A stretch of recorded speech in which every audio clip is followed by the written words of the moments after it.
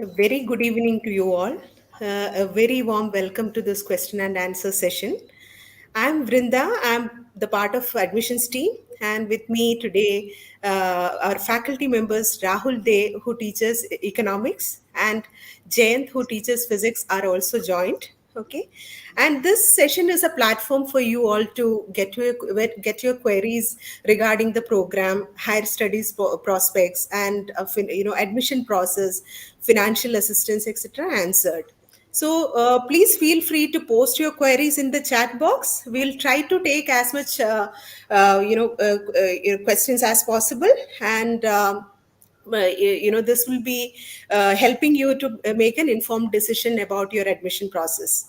Okay, so most of you might have already submitted the application form, and some of you might be in the process of completing the application, and you might have got communication that today, that is 18th, is the last day to complete the application process.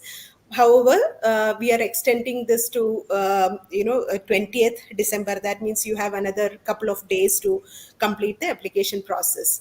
So in this session, definitely, should be helping you to clarify a few more queries that you might be having about the program. Okay, so quickly I'll tell, I think you all you must be knowing about what are the programs that the Azim Premji University is offering. Okay, so we have BSc in biology, physics, and mathematics, and BA in economics, English, philosophy, and history. These are the 3-year programs, and we also have BSc B.Ed in biology, and BSc B.Ed in physics, and BSc B.Ed in mathematics. These are the 4-year program. Okay, so please post the queries in the chat box. And I have also, I'll try to include some of the questions which generally our students ask, and so that the faculty members can start the conversation. Okay, so Rahul, the first question is for you. Could you just explain what is the objective of our undergraduate program? So, we do have a tagline like learning for life. What do you mean by that? Thank you, Vrinda. So I think first I'll tell you all, if you have time, please go and look at the website. There's a lot of information, and I'll just give a summary. Uh, just maybe one good way of thinking is that our undergraduate program is firstly undergraduate education, and then secondly education in your chosen subject.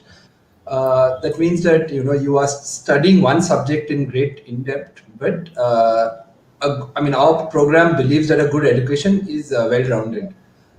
So that means that you learn in other subjects which we think are important, as well as a lot of the learning is not in the classroom. Residential program, everybody is on the hostel.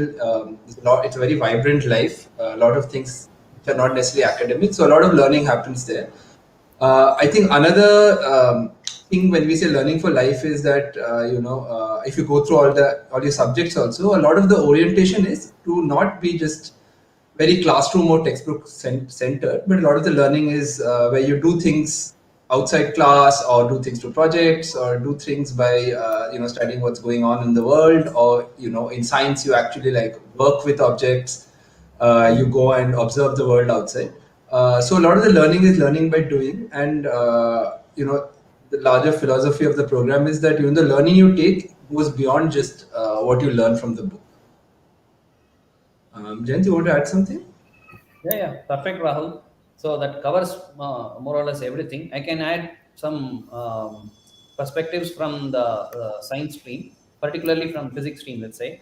So in a typical physics curriculum, there would be like the usual courses. One cannot escape classical mechanics or electrodynamics or quantum mechanics, but the way we do it is slightly different. There is a lot of emphasis on labs. There is a lot of emphasis on experimentation. Experimentation can happen both in classroom and in the lab.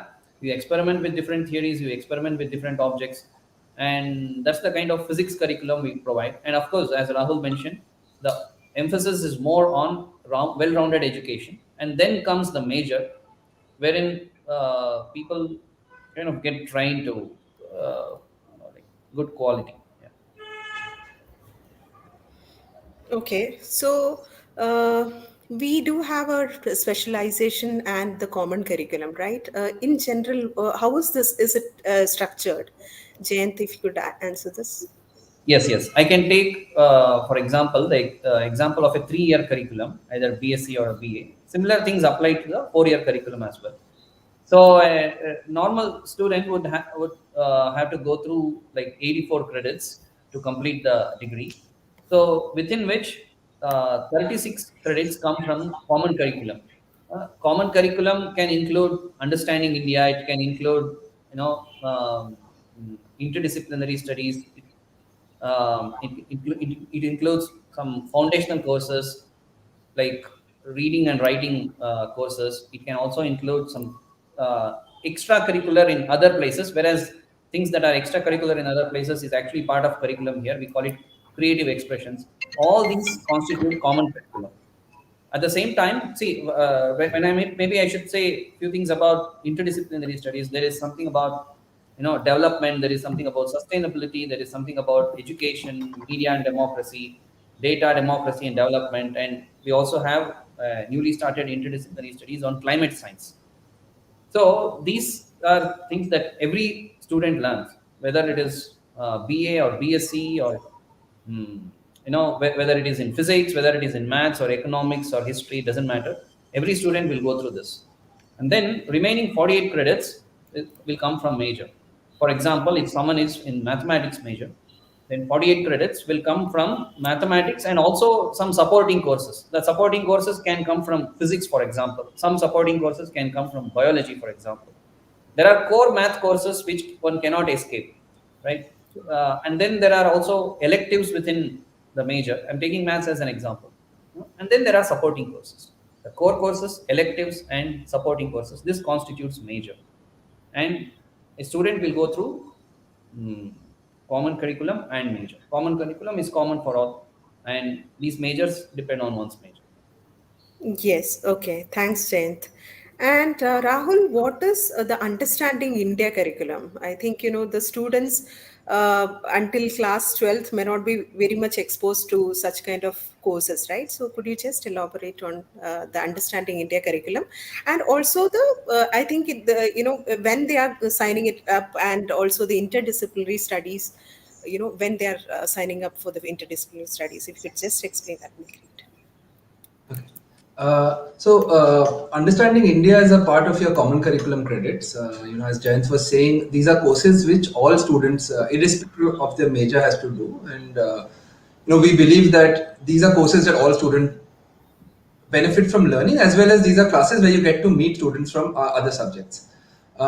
Understanding India, the mandate is that we feel students, whatever they do, they contribute to the future of society, and all students should understand a bit about what is India's past, what is India's the challenges we face in India today, what are different kinds of ways we can address these challenges, because we believe that all our students have a part to contribute to society. So, Understanding India now is two courses, one in your first semester, one in your second semester. One focuses more on the past. It's not just a history course, though. It looks at lots of other elements like, culture, social issues, and other kinds of aspects. And one course looks at issues that will come up in India's future, such as use of renewable sources of energy, thinking about questions of democracy. Um, Understanding India is one component. There are a couple of more foundation courses, and then another component of the curriculum is called interdisciplinary studies. This is something that I think is a very important part of the thinking of our program. That we feel that all students have to be immersed in one subject which is of great importance today, and which is not just based on one area of or one subject, right? So these are all subjects which borrow from different disciplines. And so interdisciplinary studies is you do four courses which you have to choose in your second year or end of your first year. That means you choose after you have a bit of knowledge about what these subjects are. And I'll just tell you what the different ones are. But one interesting part is each interdisciplinary study has a field component. That means as part of it, for one semester you will do something which is in some way involved in either working on some kind of field site, working with a school, an internship, or some kind of project. So right now the interdisciplinary studies we're offering is, one is on development, one is on education, one is on sustainability, one is on media and democracy, one is on climate studies, and one's called data democracy and development. And whatever major you do, all of them are open to students, and students get to choose at the end of the first year. We don't have any prerequisites. However, at that time it will depend on how many students want which subject. You might have to choose preferences, but in principle, they are whatever. I mean, there are no prerequisite subjects, so you can do humanities and do climate science, or you can do physics and do media studies. All options are open. Okay. So how about the creative expression? What are the kind of options available for our students for creative expression? And is it a credited one? And how much credit is going for that? Uh, Yeah. okay, you want Take it to up. you want to the Jayant, or you want me Yeah, to? Bano, Jayant, you can take this Sure, sure. question. So there are many interesting courses in common curriculum. So sorry, creative expressions.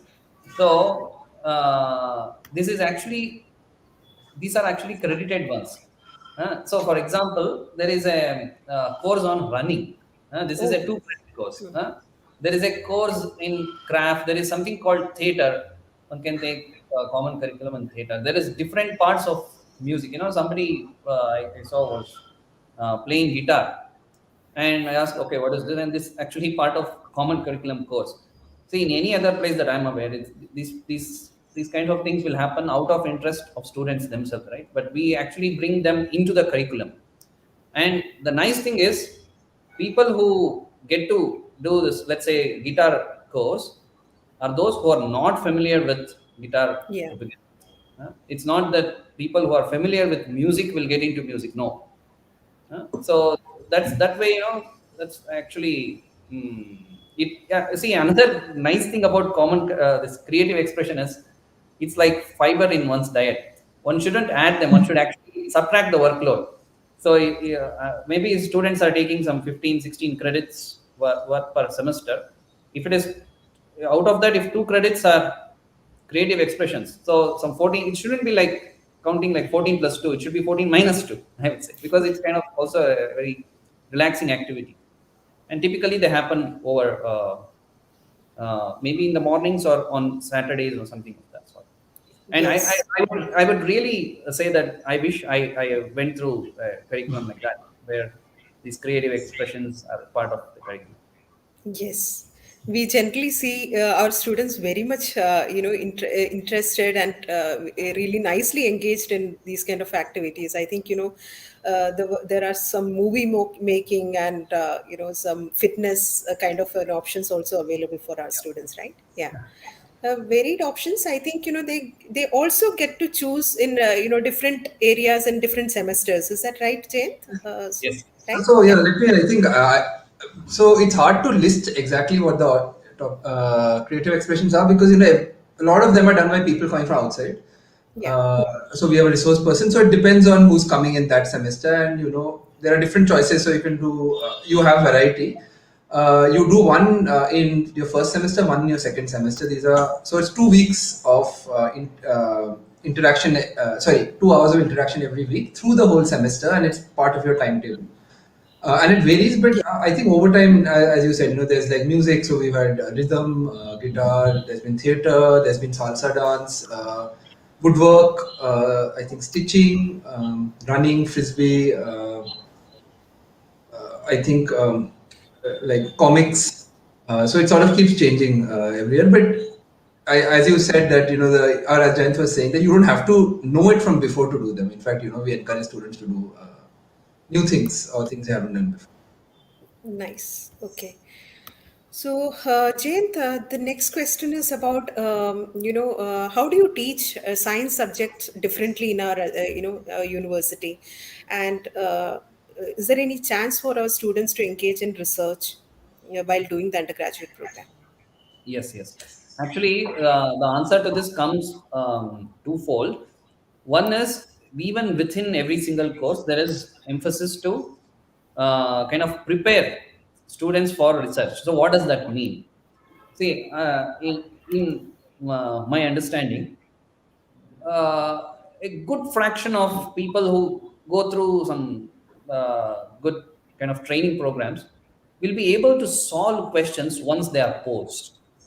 But the really difficult task is to come up with good questions. What is it that is, can I pinpoint, okay, this is the question one has to attack at this point of time?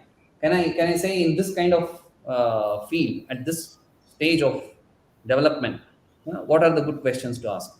To come up with that, and so that the questions are not too easy, questions are not unreachable or something like that. So that is something that is really hard to build. And we try our best to prepare students in that regard. This happens within every single course. We pay very conscious, we consciously try to bring in this in our teaching as well. And the second aspect is a formal aspect, which is that there is honors option available. So students can actually enroll for honors at the end of their third semester, and this will actually happen with consultation with faculty, etc. There is a well-defined process, and if students opt for honors, then first of all, honors also happens within the stipulated 3 years. It is not outside 3 years; it is within 3 years. It is only for BSc and BA. It is not there for BSc BEd. I'll talk about BSc BEd later. And then, for if one enrolls for honors, then that means it's an additional work worth 12 credits, and these 12 credits come as follows. 6 credits come from taking some specialized courses. It's typically like 2 courses. Each course is typically 3 credits, so it's like taking 2 extra specialized courses. And then other 6 credits come from a research project. So, in consultation with the faculty, students actually get to uh, design a problem. See, as I told earlier, this is really the hard part, to come up with a nice problem, and then to do some literature survey. What is already done about this, around this, and then one takes up, what are the methodologies one has to pick up, and then of course run the methodologies, and do a scientific analysis, whether it is in social sciences or natural sciences. Okay. It's important to do scientific analysis, and then how do you present this? How do you kind of come up with a kind of full story with what exactly happened? So this kind of is a very intensive program, and this happens for 6 credits. So this is the formal channel. Okay. Apart from this, if students are interested, they are always welcome to work with faculty for a small research project, and so this is something that can happen for even BSc BEd students as well. Got it. So, Rahul, is it the same for BA students as well? The research opportunities? So, I mean, some one thing common through the program is, what Jayant was referring to as honors. Honors is doing a independent research project, which is counted as extra credits over and above what all students do. So, this is something that students have get a choice to apply for after 3 semesters, and there's an application process, which is usually you have to come up with a project idea and have a minimum GPA. So all students don't necessarily get selected, and one of the main reasons is that a lot of students can't cope with courses as well as this extra project. But it's very similar to what Jayant was saying, that in economics or the other humanities subjects, English, history, philosophy, at the end, after 3 semesters, you can pick either an interesting research question, or work around an idea or a problem, and work with a you get assigned to a faculty, and you work over 3 semesters, and do a you work on your own with guidance, and you write a dissertation, which is about maybe like a 10,000 word report. And additionally, you do a couple of more courses. And it's something that gives students, immersion into topic or subject that they really like, but is not covered so much in depth in the curriculum. It's also opportunity for students to work outside of the structure of the class, and that's something that all the majors, all the no, I mean all the BA BSc majors have. The BSc B.Ed major does not have the honors option because they have a significant education component to Yeah, them. got it. So now we have two cycles of admissions, right? So Rahul, would you be able to explain what is early admission and what is regular admission, and what are the advantages of going for early admissions? Uh, so because there's just so many different colleges that students have option to. We have something called the early admission, which is the test happens in beginning Jan. So this current application window is for early admissions, and regular admission is done around May. So you just check the dates will be given on the website, but I think application will be till end of March. In structure, they are both the same. That is, in both you have to give an exam after which you're called for an interview. But the big difference is, I mean, there's a big advantage to applying an early admission because a lot of students right now are not looking to apply, or at this point, a lot of students are very busy with boards preparation.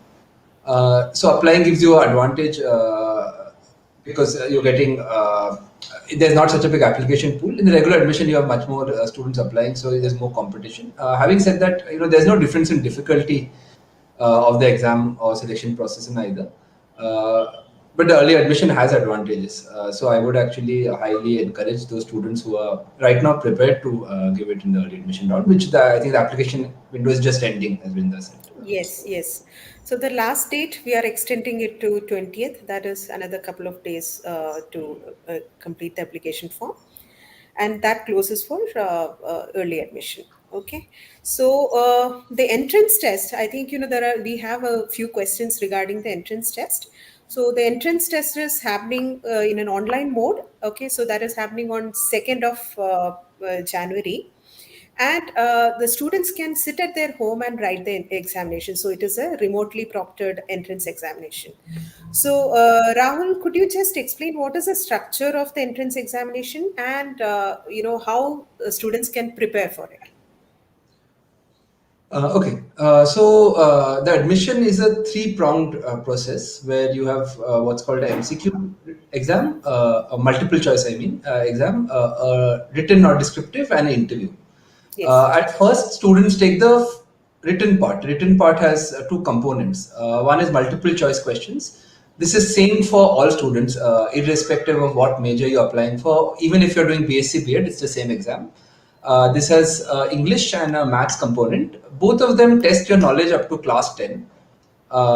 This is also for I mean, even if you're doing a arts major, you still need to do the maths exam, and you get 2 hours. And I think there's about so please make sure to check the sample papers. That will give you a chance. But I think it's about 15 to 18 questions, multiple choice questions. One very important thing to remember is that the multiple choice, each question is you get 2 marks for a right and -1 for a wrong. Because there's negative marking, you should be careful about choosing a question, or at least be have some degree of certainty. It's, otherwise, if you're just guessing, then negative could hurt your score. Just check the syllabus, but it's all there's no fancy topics. It's all just 10th class, whatever board you've studied in. These are the topics that you have covered. Similarly, English is it's going to be two reading passages, and you have questions on the passage. So you don't need to have any knowledge outside. You don't need to have any specific knowledge. The second aspect is called descriptive. So the MCQ you have 2 hours, two sections. So the descriptive you have 45 minutes. Depending on which major you've chosen as first and second preference, you have to attempt the descriptive for those two majors. So descriptive question will be a question from your major, but it won't be from school syllabus. So it will be something which you haven't studied in your school, and the reason for that is that we allow students to apply for a subject even if they haven't studied in school. So you can do, for example, economics, even if you haven't done that in school. Therefore, the question is not directly from any school syllabus, but you have to have some knowledge of that discipline. At least I have read up a bit or looked at textbooks. And it's going to be a open-ended question or a written question. Maybe after me, Jayant can tell you a bit about the science descriptives. And one more important thing to remember: you are attempting both your first and second preference major, which means that if you don't get your first major, then you're considered for your second preference. For students doing BSc B.Ed, there's another descriptive for your ed component. So that means you have to do for your BSc subject descriptive, and there's another one for education. So the whole exam can take, depending on if you have BSc B.Ed or not, about 3.5 hours to 4 hours 15 minutes, depending on what your choice is. Yes. Yes. So Jayant, you want to add anything about the undergrad? I mean, the descriptive portion for Yeah. So within descriptive paper within science streams, I think the emphasis is more on problem solving ability, and also like like basic skills like how to interpret a graph, and things like that. Yeah, how to interpret a data, how to interpret graph, how to um, how to design the approach to solve a problem. That's the kind of uh, that's the kind of things that will get probed. okay. So I Uh, think one yeah. Sorry, maybe I'll just add once. So, I mean, because you're asking me about disciplines, I thought look at the sample papers. But in BA, I think one thing you'll find is that for English, history, economics, they're all general questions.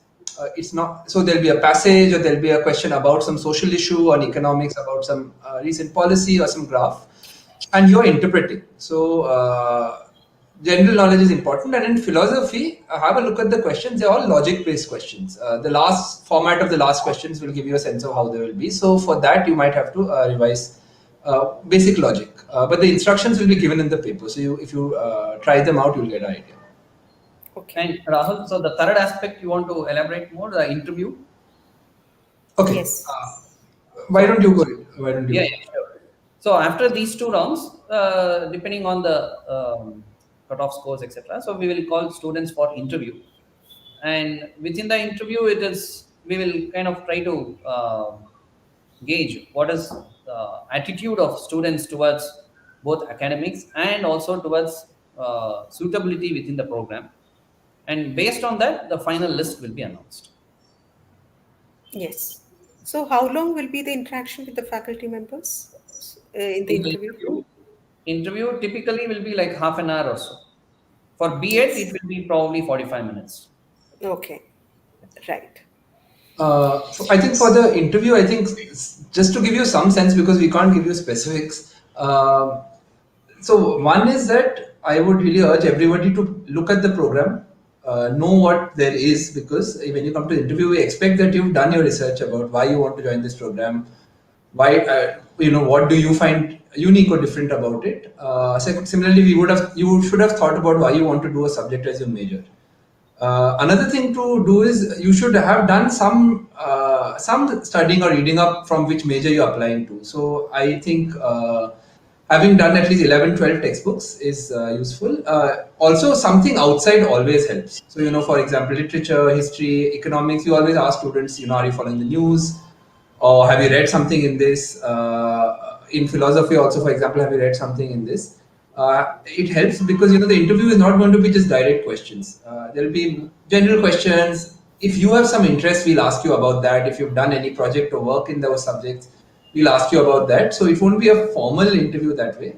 Similarly, there's part of the interview where we understand, this is a residential program. How do you deal with? How have you in school? Have you dealt with different challenges? What do you do as extracurricular outside of class? So the interview is just not subject or direct question based. It's more open ended. It's more conversational. It's not supposed to be a stressful interview, but it's thorough, which is why you should have done some background research both about your subject as well as the program. Okay, there is a question about how many students in the classroom. Okay, so maybe you can also explain about the diversity facts, the diversity within the classroom. Yeah. Jayanti, Rahul, you want to want to take the Yeah, yeah, one of sure, you? Oh, yeah. sure, sure. So typically the class size is around 30, let's say, plus or minus 5 or something like that. So, and then we get students from all over the country. So we have students from, I mean, I can just name the states, but I mean, we have students from, 26 states. yeah, Yes. all the states, I would say. And there is also a good mix of students coming from diverse socio-economic backgrounds, and this is by design. So this we want diversity to be an important part of education. So we actually even the um, admission will happen taking into account the socio-economic disadvantage of different students. Okay. So, could you talk about the residential life? In for this is a fully residential program, and all students are supposed to be in the hostel, even if they are staying. I mean, their home is very near to the university, right? So, if you could just explain, like what is the student life in the campus? We wanted it to be compulsory residential life because we felt like a lot of the learning happens outside the class, and a lot of the interesting activities happen after classroom hours. So we didn't want students to miss out on. That was the reason for residential campus, and we expect students to be staying on campus through the program. You can get special permission to go home on the weekend, but we highly encourage people to stay because some of the best parts of college life happens there. Our student community is, I mean, our community is very student driven. That means students organize a lot of the extracurriculars or activities that happen after class. As faculty members, also, all of us are involved in some way, and we have some faculty members who are, I mean, who take charge of or responsibility for many of the things. So we have a very active student governance body called Students Committee. So they look at different aspects. One looks at let's say art programs. One looks at programs about reading. One looks at programs about environment, sustainability. One at sports, and they organize events on campus. Aside from that, we also have student-run clubs, which also happen. So these all happen after 5, and it happens, every day. It go. I mean, you have something or other happening, always from 5 to 8:30, 9, sometimes later. There could be a panel discussion going on, or a sports match, or a movie screening, a lecture, an activity. There's always a lot of things happening, and we highly encourage students to be part of that. Aside from that, just by being because you're students from all over India, the kind of interactions you have in the campus also is important part of your learning experience. So, by staying on campus, you're facing common challenges, you're helping each other out, working together. And, that's a big part of the experience of being in a residential program. Yes.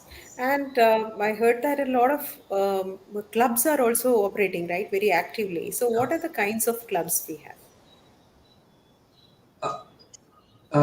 So okay, I don't know the whole list. Okay. Uh, but I I know think, that yeah. there are some discipline specific clubs. So we have a biology club, Okay. economics club, maths club. That means they don't study in those clubs.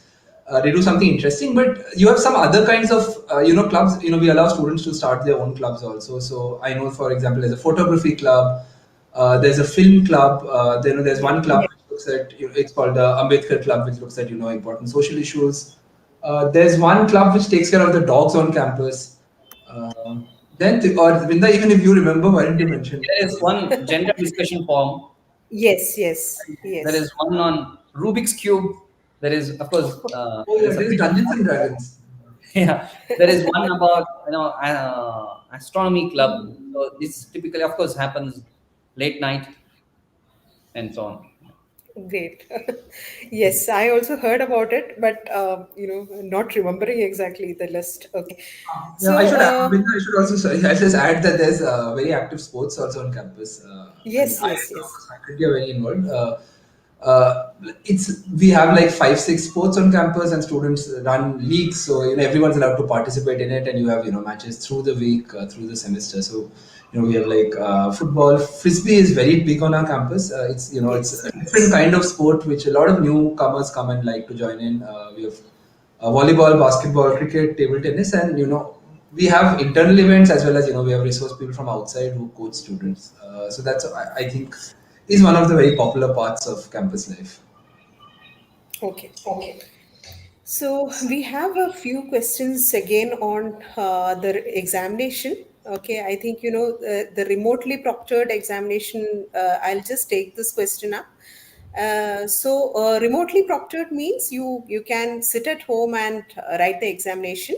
Okay, so the question is about, is there any restriction on movements like using paper to write down or something like that? Okay, so the interface is actually like very there is a face recognition technology. There are a lot of tracking going on in the background, and there are human tracking also. Basically, there are human beings invigilating virtually. Okay, so the moment you are going out of the screen, or the moment you are there is some background noise coming, some other person's voice is coming, definitely there will be warning messages flashing on the screen. Okay, so you don't need to be like, if you haven't done anything wrong, you don't actually need to be concerned more about that. Okay, just keep doing that. And because there'll be some person, human being actually, who will be validating whether this is actually a problem, or like if it is like this slight movement of head happened, and this is flashing, this warning messages are flashing. Okay, so just concentrate on your paper, just keep writing.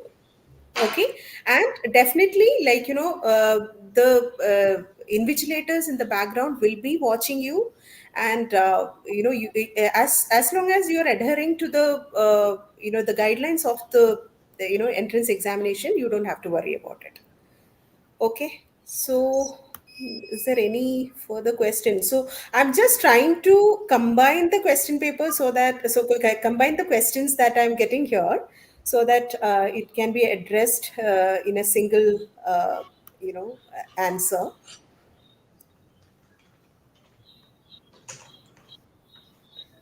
Okay, so I think we have covered most of the questions. Okay, if there is any specific question, you can go through the website and find out. Okay, there are many questions on the examination. I think Rahul, Jayant have already covered it, how to prepare and what to expect. Okay, so I think one of the thing we can cover here is about the 4-year program, Jayant, 4-year BSc B.Ed program. If you just want to explain a little more about that, because that's a different program, right? Yes, yes, yes. So in 4-year program, this is first of all in sciences currently, which is, as you said earlier, it is in biology, mathematics, and physics. It's a 4-year dual degree program. So so typically it will be like 3-year undergraduate plus 2-year extra B.Ed in other places, right? If it is done separately, whereas here both degrees will happen within 4 years, right? And this is for 120 credits. And the science part within that is same as exactly same as what every other student goes through, like 3-year students go through, BSc students. So which will be for 48 credits. And education is kind of taken as default interdisciplinary study, and it's a long one because it counts for a separate degree. So it is for 51 credits. So within education, there are perspective courses, there are curriculum, pedagogy, and assessment courses, and there is also a field internship. So seventh semester, if I'm not wrong, will be completely outside the university. People will be taken to different schools and they interact with the school kids there, and some practical experience is kind of done. And remaining 21 credits come through common curriculum. And common curriculum in case of 4-year program, which is BSc B.Ed program, includes foundational courses like reading, writing, reasoning, public reasoning, that kind of courses. Same understanding India courses and creative expressions, but not interdisciplinary studies. It's part of education part itself. So that's the 4-year program. As far as the science part is concerned, whether it is a BSc student or BSc B.Ed student, they will go through the same set of courses.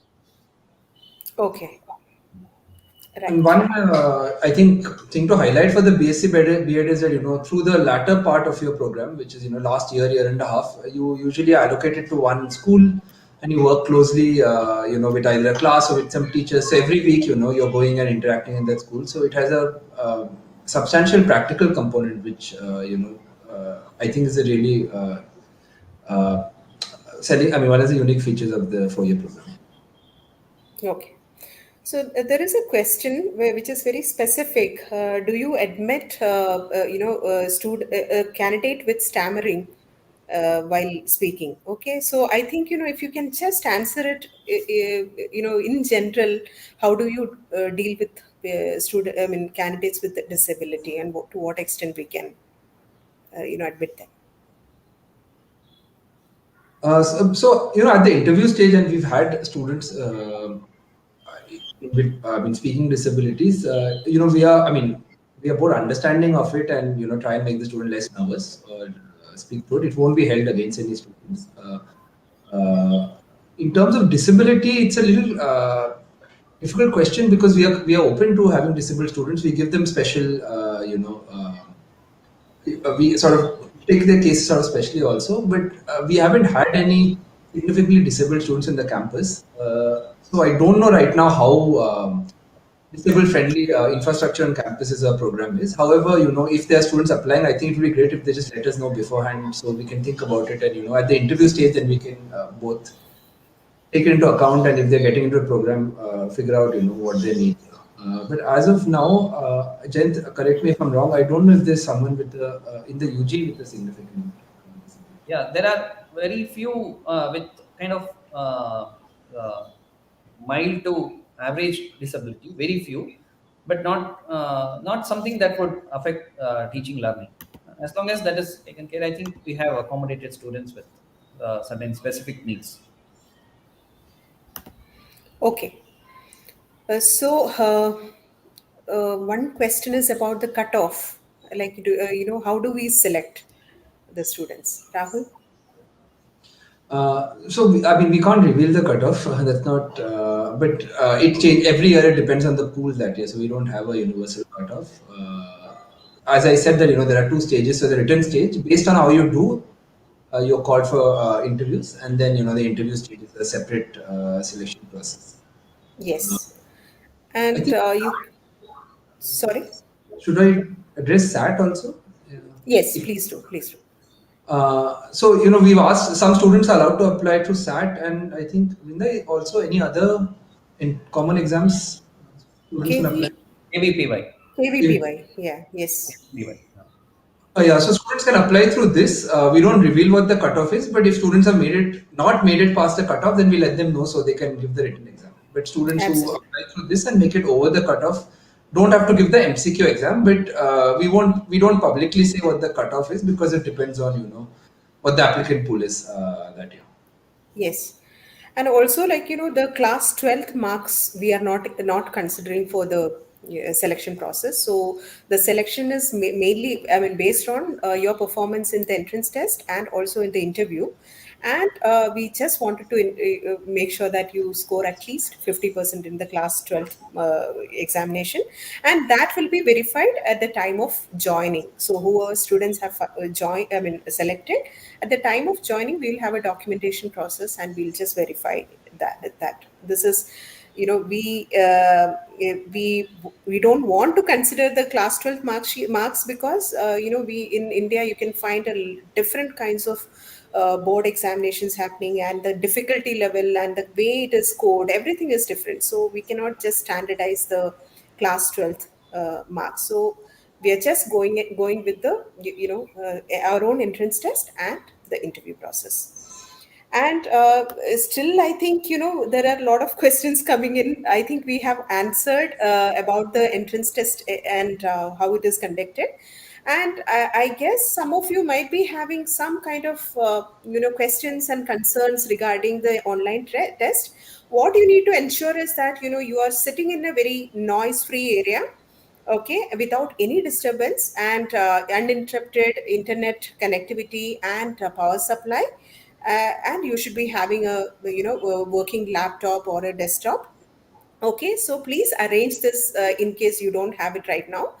Okay, and we will be soon sending a mock test link. Okay, so mock test will, you just have to attend the test. That will be the a sample question paper will be given, and this is just to help you experience what you know, what is the interface like, and what are the functions that you can use, you know, at the time of entrance examination. So I would recommend all of you, please, you know, attend the online mock test. Okay, so that will definitely make you comfortable and confident while applying and while attending the actual entrance examination. So you can expect this email from admissions team very soon. Okay, so I don't think we have more questions. Let me just go through. Yeah, that's it. So Jayant and Rahul, do you want to add anything at the moment? Okay, so I would say welcome, welcome to if Yes. you give your best try, and we'll be happy to have you as our students, and we will all collectively grow together, and it will be a Absolutely very right. enriching experience. I have seen many institutions, and I myself have chosen APU because it stood out. It's very unique, and students should have a very good enriching experience. So, welcome.